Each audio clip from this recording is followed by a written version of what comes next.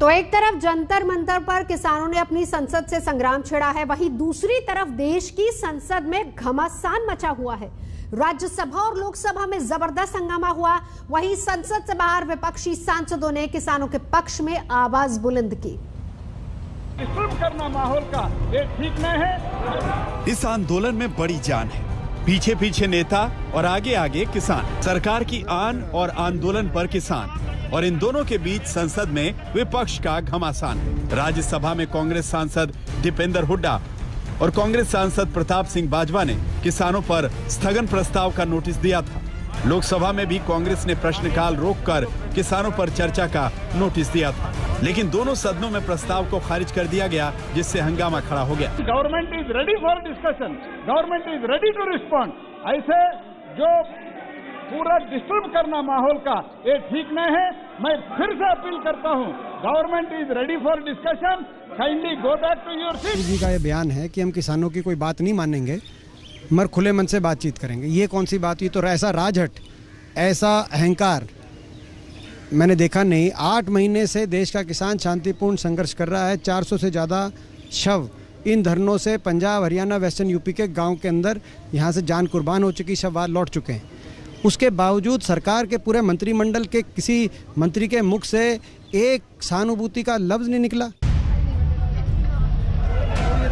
कृषि कानूनों के खिलाफ जंतर मंतर पर जहां आज से किसान संसद शुरू हुई, तो किसानों के समर्थन में विपक्षी सांसदों ने आवाज बुलंद की। संसद की कार्रवाई हंगामे की भेंट चढ़ गई तो सांसदों ने सदन के बाहर मोर्चा संभाला।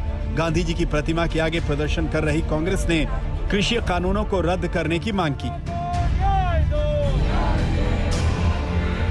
ये सरकार की अहंग की बात है। ये सरकार ये बर्बर तरीके से किसान आंदोलन को दमन करना चाहते हैं, किसान आंदोलन को पीड़न करना चाहते हैं। बातों बातों में लाठियों की बरसात होते हैं, बात बातों में पानियों की बौछार होते हैं, आंसू गैस की बम फेंका जाते हैं।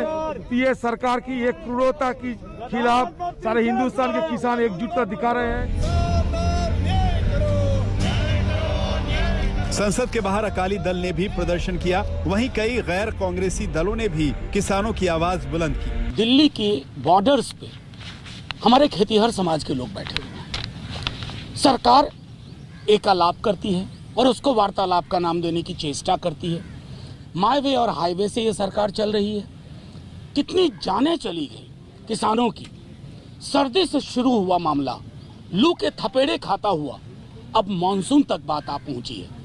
हम सिर्फ आपके माध्यम से इस सरकार को कहना चाहते हैं, आपके कान पर जू नहीं जब रेंगती है ना, तो आवाम बहुत बड़ा धमाका कर देती है शब्दों का, आक्रोश का।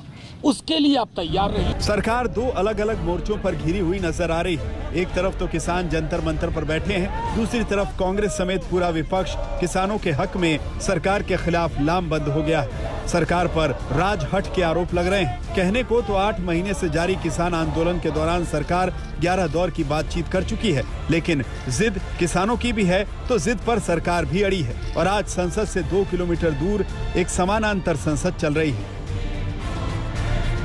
कमलजीत संधू और आनंद पटेल के साथ जितेंद्र बहादुर सिंह, दिल्ली आज तक।